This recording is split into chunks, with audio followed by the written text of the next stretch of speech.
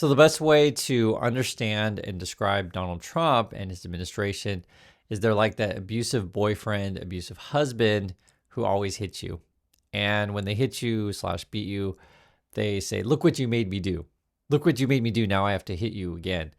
And when you look at the headlines today, it's like, look what you made me do. Now I have to fire all of you. That's essentially what it is. They're the abusive husband slash, boyfriend. This was the headlines today. Trump eyes firing thousands of federal workers over shutdown. And they're going to blame anyone but themselves. Look what you made me do. Now I got to fire everyone. This is actually from Fox News. The federal government will soon begin layoffs if shutdown continues. It may be tomorrow where they make the announcements. Listen to Karen Levitt, what she has to say. It's likely going to be in the thousands. It's a very good question, and that's something that the Office of Management and Budget and the entire team at the White House here, again, is unfortunately having to work on today. These discussions and these conversations, these meetings would not be happening if the Democrats had voted to keep the government open. Right, so they're going to try to blame the Democrats, even though they're the ones in power, and even though they're the ones that are, again, doing the firings. But that's been their plan all along. And then today they're tweeting out sombreros, I guess. It says, our social media manager was furloughed, but almost Friday, sombrero. Why are we even talking about this stuff? But that's the mentality that they're in right now.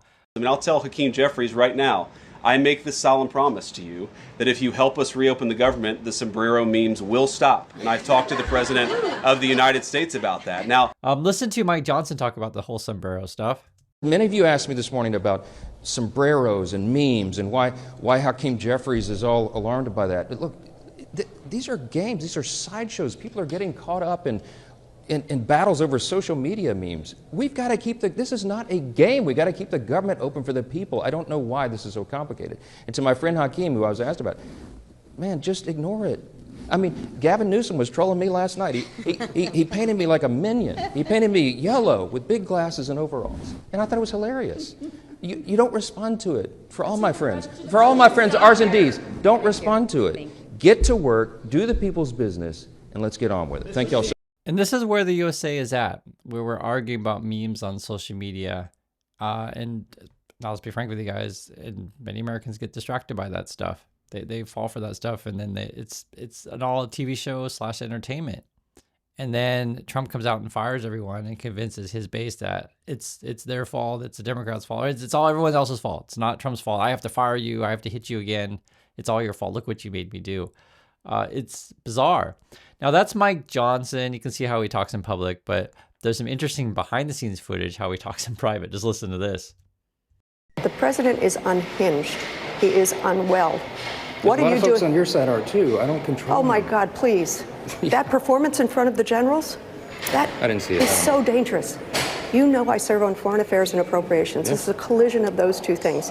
Our allies are looking elsewhere. Our enemies are laughing. I just left You the have a speaker's president side. who is unwell. Just to be frank with you guys, anyone who is honest about seeing how Trump's decline and in public, right? We can all see he's unwell, physically, mentally, etc. It's obvious. And I'll tell you the truth. I saw Trump the first time around. He was crazy and such like that, but he didn't look as unwell as he looks today. I mean, it's obvious. He'll just go on and on and on about crazy stuff. He'll rant and his greatest hits all the time. Blame Biden this, blame Biden that, stolen election this, stolen election that, whatever. And it's obvious, but the Mike Johnson stuff, how they sort of pretend that this stuff isn't happening. Like, hey, did you see the speech to the military generals? Oh, I didn't see it. Right. It's kind of like ignoring a problem in your family. For those of you who have, say, a family member who's for any number of things has different problems, right? Y'all know this. You have someone close that has some sort of problems, and you try to talk to another family member about it, and they'll pretend like they don't know what you're talking about. So they won't directly refute it. It was like, oh, I didn't see that, or I don't know, I wasn't paying attention, or it's no big deal. That's sort of how this is. And the more that I see this stuff, and it's just becoming more apparent how Trump's administration, you can talk about the Republicans, it's like this dysfunctional family with a lot of family members that got serious problems, and you try to confront them. They're like, hey, y'all need to get some help. They'll just pretend like it's no big deal. Oh, it was my fault. I'll try to do better for my husband next time. It's that kind of mentality. fix this problem. And look, we have $0 coming into the federal government right now because the Democrats shut it down. So what Russ Vought is working diligently on is examining how we can fix this mess to ensure that critical funding continues, that we can get people paid. But the Democrats are making that very difficult. And that's why the president put out a statement this morning saying that we're going to start looking across the board at layoffs and at agencies that we feel do not best serve the American taxpayer, that may need to be halted or permanently cut. So on that, I wanted to ask you about that because he mentioned Russ Vought in that. I think that came out about 8 o'clock this morning about cutting certain programs that they deem are not necessary. Is that real or is that a negotiating tactic? Oh, it's very real. And the Democrats should know that they put the White House and the president in this position. And if they don't want further harm on their constituents back home, then they need to reopen the government. It's very simple. Pass the clean continuing resolution, and all of this goes away. We would not be having these discussions here at the White House today if not for the Democrats voting to shut the government down. This is an unfortunate consequence, and the president and Russ Vought will be meeting on that later today. And this is the statement from Trump. And again, once you understand that they're the abusive boyfriend, it kind of all fits in, right? Oh, it's your fault. You made me fire everyone. Oh, it's your fault. You made me hit you, right? This is what Trump has to say. He says, I have a meeting today with Russ Vought, he of Project 2025 fame. And Trump tried before pretending to know what 2025 is, but he clearly knows, to determine which of the many Democrat agencies, most of which are a political scam, according to Trump. So I guess to Trump's point of view, protecting your food, like say the FDA, I guess that's a scam, or protecting your environment, like the EPA, I guess clean water and clean air is a scam. Like Trump's going to try all these ways to cut stuff. Remember, from Trump's point of view, he wants to deregulate, say, the SEC, these kind of things, so that he can get away with his crypto scams, whatever financial crimes, and money laundering, so that no one will find out. It's all about, putting money in his pocket for him and dismantling the government. I always mention this stuff with you guys because you have to understand the government plays a lot of roles to protect the American consumer. Trump is completely against this stuff. And so now I guess we're cutting as much as possible. He says he recommends to be cut, and whether or not those cuts will be temporary or permanent, I can't really believe the radical left Democrats gave me this unprecedented opportunity. Like when he says opportunity, this is Trump's own words, you can see he's looking to fire people. And the thing with the Karen Levitt stuff, I think that their base must have like the shortest memory in history or something, because if you remember the whole Elon Musk Doge stuff, they wanted to fire everybody, right? They want to dismantle the government, fire everybody, and then they pretend like, oh, look what you made me do. But this is their plan all along, is they want to fire people.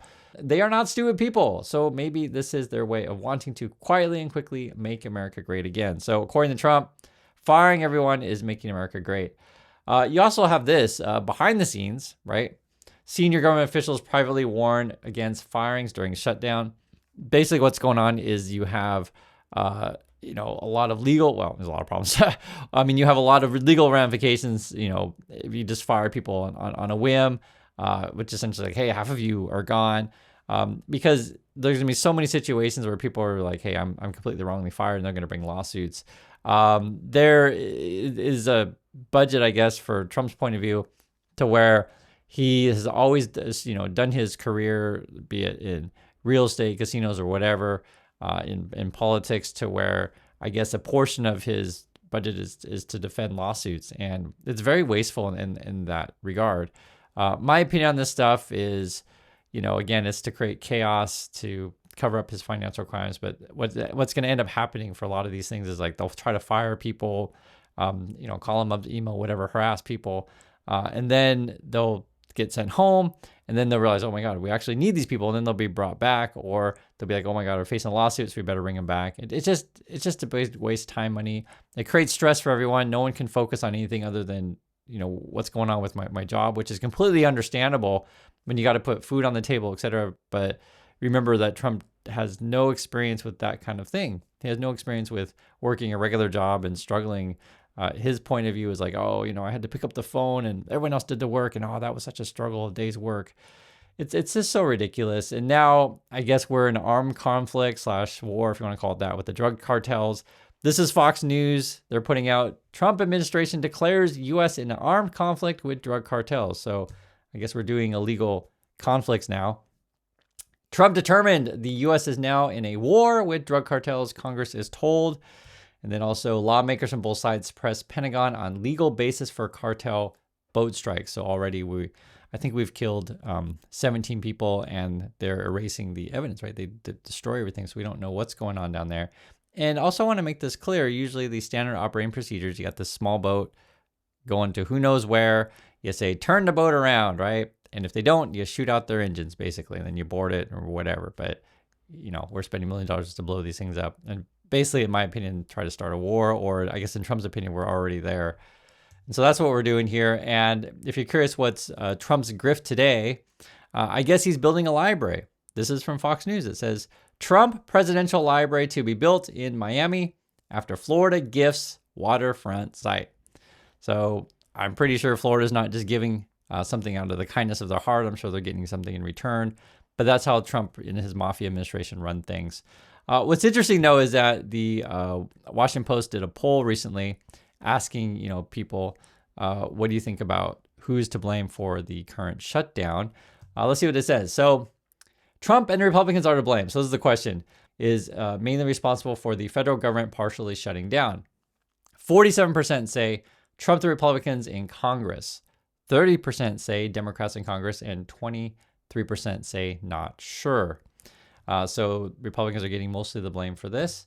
And then you can actually look at this one. This is actually interesting. It breaks it down by Republican, Democrat, or independent. Basically, and this is it says more in 8 in 10 Democrats and 7 in 10 independents say they're concerned about the shutdown, right?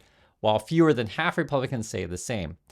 And what this shows you, for oftentimes many Republicans in sort of that MAGA camp or otherwise, if they're not told by Fox News to think of something important, then they just say, oh, okay, well, Fox News doesn't think it's important, then I guess it's not. But if you live in reality, when you're losing your job, your friends are losing their job, or their family members are losing their job, right? You will care. I mean, I don't get the whole Republican thing. Oh, it's not a big deal. And it's not just the jobs themselves. It's also the people who are affected by the cuts and slowdowns and delays and services that they need.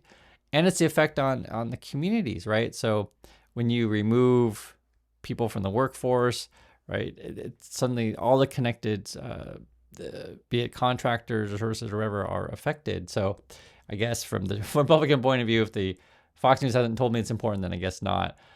Shutdown, blame by party. So if you ask Democrats, 87% say that the blame is on the Republicans. If you ask the Republicans, they say 67% is on the Democrats. And among independents, which is key here, half of independents say blame the Trump and the Republicans. And this is always an interesting chart also, how blame compares to past government shutdowns or near shutdowns. So basically, throughout history, Republicans are often to blame for the shutdown. And that's where we are right now. But again, the Trump administration, et cetera, they're the abusive husband, abusive boyfriend is trying to blame you for, oh, look what you made me do. Now I have to hit you. Look what you made me do. Now I have to fire you. But ultimately, you guys need to break out of this abusive relationship and see what's really going on. So that's my thoughts on this. I'd like to hear yours, and I'll catch you all in the next video.